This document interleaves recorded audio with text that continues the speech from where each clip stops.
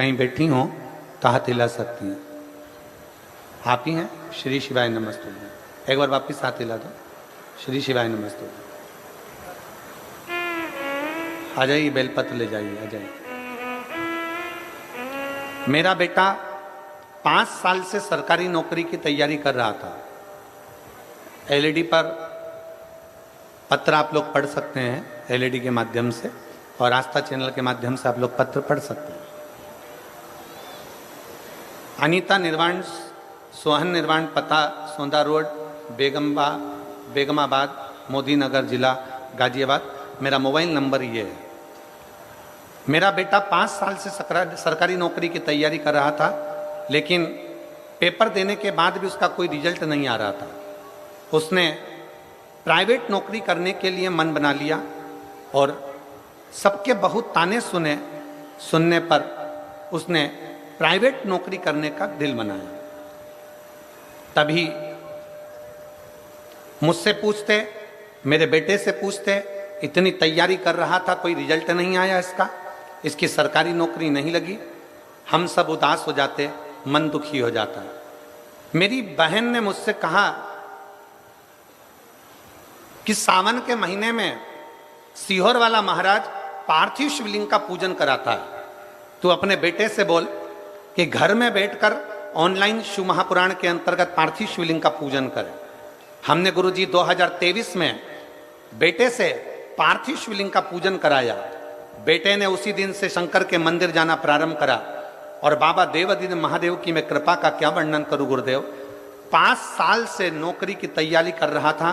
उसी बीच में नवंबर के महीने में 2023 में कोसी कला मथुरा में आपकी कथा हुई। मैं मेरे बेटे को लेकर कथा में पहुंच गई।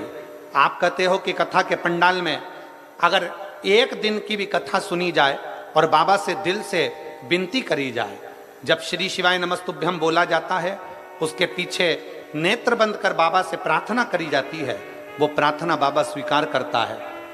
मैंने भी कोसी कला में पहुंचकर अपने बेटे से कहा कि जैसे ही श्री शिवाय नमस्तुभ्यम गुरुजी बोले, उसके बाद में आप नेत्र बंद कर बाबा से प्रार्थना करना, बाबा सुनेगा जरूर। मेरे बेटे और मैंने कोसी कला की कथा में बाबा से विनती करी और बाबा ने 3 महीने तो जाने दो गुरुदेव, 3 दिन भी पूरे हुए और बाबा ने मेरे बेटे की कॉटन कारपोरेशन ऑफ इंडिया में मेरे बेटे का सिलेक्शन करवा दिया। आज मैं बाबा को धन्यवाद देने के लिए आई हूं कि मेरे बेटे का ज्वाइनिंग हो गया। मैं बाबा को साधुवाद देने के लिए आई हूं। ये शिव तत्व। एक पत्र और है।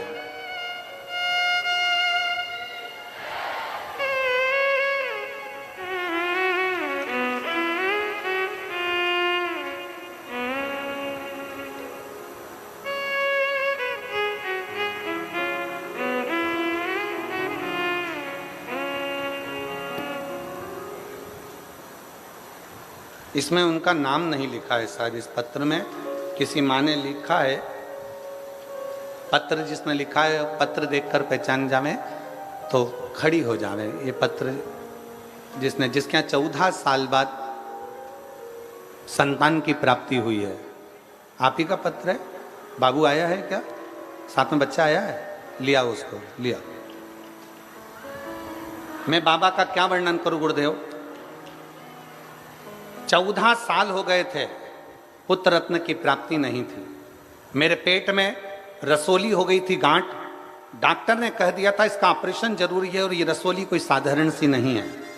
हमने डॉक्टर के कहे अनुसार गोलियां तो ली, पर रसोली समाप्त नहीं हुई। बाबा के मंदिर में जाना चालू करा और प्रदोष काल में शंकर जी के मंदिर में दिया लगाना प्रारंभ करा।